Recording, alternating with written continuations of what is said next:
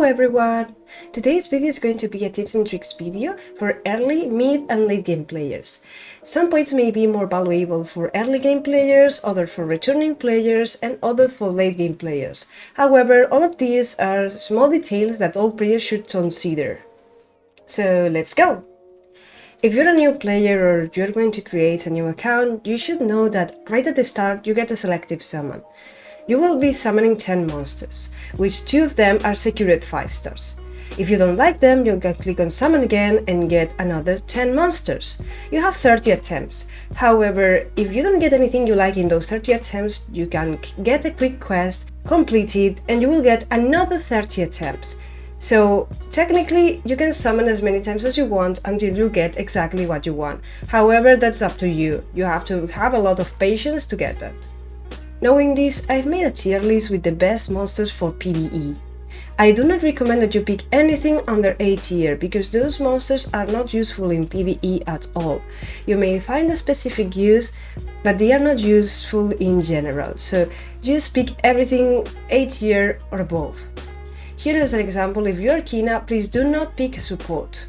You are already the support, you are not going to need anything else to progress through the story. So please select a DPS monsters. For the other summoners, you may need a support, so consider that. If you're going to select a support, either pick one of the OP tiers, and in this case it's Hwahi and Ariel, or one in S tier, preferably a support that has a shield or either heal. I'd like to point out that every new player is going to receive a 5-star selective summon because they are going to get 1 month of free Summoner's Pass. This means that you can choose a nat 5 that you want. I believe that every single new player should select Hwahi, because Hwahi is a healer, attack buffer and increases the damage that your DPS does. She's a true game changer in terms of PvE, so everyone should start with Hwahi. If you already got Hwahi, and because you are going to get Perna as well on day 1, you should select Argen, because Argen is the best duo with Perna for PvE. If you have Argen, Hwahi and Perna, you practically have beaten the entire PvE of the game. And please, do not use crystals for summoning ever. Crystals are your main source of energy and you don't want to waste them for summoning. You're going to need that energy to progress in the future, so please, don't do it. This applies to new and returning players. Push the story as much as possible, focus on completing it as soon as possible, including the area quest here. You should also consider checking the war journal up here and the beginner quest that you will be able to find here, because those are going to be the main source of resources at the start of the game. Additionally, please, every time that you unlock a new dungeon, clear it until the last level that you can complete. This is because you want to get the first time clear rewards, especially for Path of Adventure, because it's going to give you 5-star legendary runes. That is going to be your big power boost at the start of the game. You should also complete your daily quest every single day. Even if the rewards may seem small, if you're going to play as a free-to-play, you need to be as efficient as possible.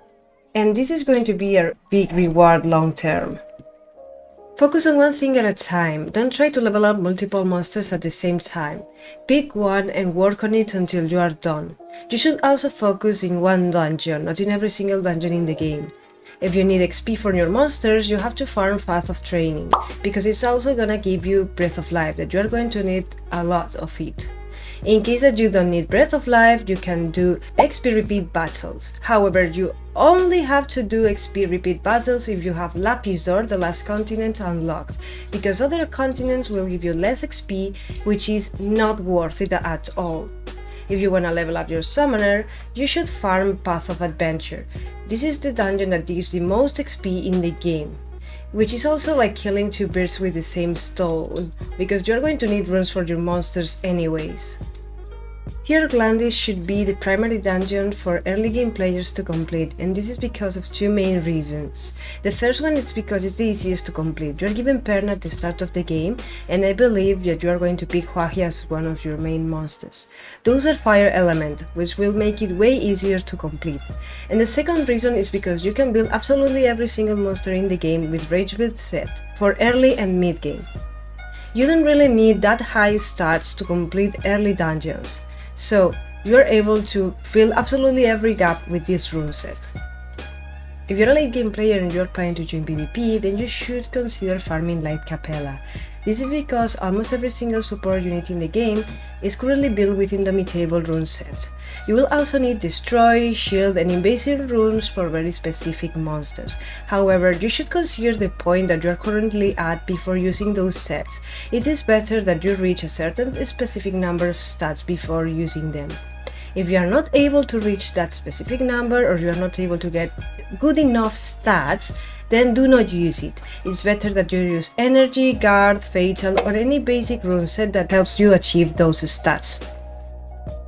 As an example, this is my Light Ray. She's my work in progress, and I know she's still missing some stats, but I cannot achieve them with 6 Indomitable runes, so I just placed the runes that help me achieve a decent amount of stats so I can play her in PvP for now. In the future, she's going to have better stats with 6 Indomitable runes. However, at the moment I cannot, so I'm not going to use it, and you should do the same with your monsters. Do your daily and weekly elite and hero raid entries. Those entries do not require energy and it is not necessary to recharge on them unless you are trying to build a very specific set. It may not seem important at the moment, but you are going to need tons of raid resources if you want to max out your summoner. So you should be doing those raids every single day, even if it's just to disassemble the equipment. You are going to need those items. Do not focus on arena on early game. Keep a bad defense with one monster so you can keep your points low and quick battle as many times as possible. If you still cannot attack anyone, you can go over here to practice battle and use your entries there. You should use as many arena entries to get as many arena coins as possible, even Brawl arena entries, because the shops have a lot of items that you are going to need in the future. And you even get points for losing, so do your Brawl arena even if it's just to join and leave. Get as many coins as possible. And talking about the arena shop, you should focus on the Devilmon every single week. This is the most needed and cherished item in the game. Afterwards, you should focus on the outfits, because those give you permanent stats that will be a big boost long term. Afterwards, you can really focus on whatever you want. However, I recommend focusing on the legendary scroll over here and the White Knight scroll. Once you got them, whatever you want, really. For Brawl Arena, Battlefield and Guild shops, it is the same. Focus on Devilmons first, then you go to the outfits. If you already got all the outfits, then you can start choosing the items that you prefer. You should buy those Path of Growth and Heroes tickets every single week and then save them till we get Bingo event. This is a once a month event that allows you to spend energy or tickets in exchange for crystals. As I mentioned earlier, crystals are the main source of energy in the game. You're going to need them if you want to farm more than the daily energy you get, and this is crucial to advance fast in the game. So please consider this event as a priority if you want to get a lot of crystals to keep farming. I also recommend that you buy the Geral Back expansion package that you can buy here with crystals in the shop. This is because you are going to lack space at the start of the game, and this is going to give you a big relief. It is also a lot more efficient than just buying space right from the back menu. As you play, you are going to collect tons of monster pieces that you are not going to need for absolutely anything in the game, so it gives you a way to exchange them for resources.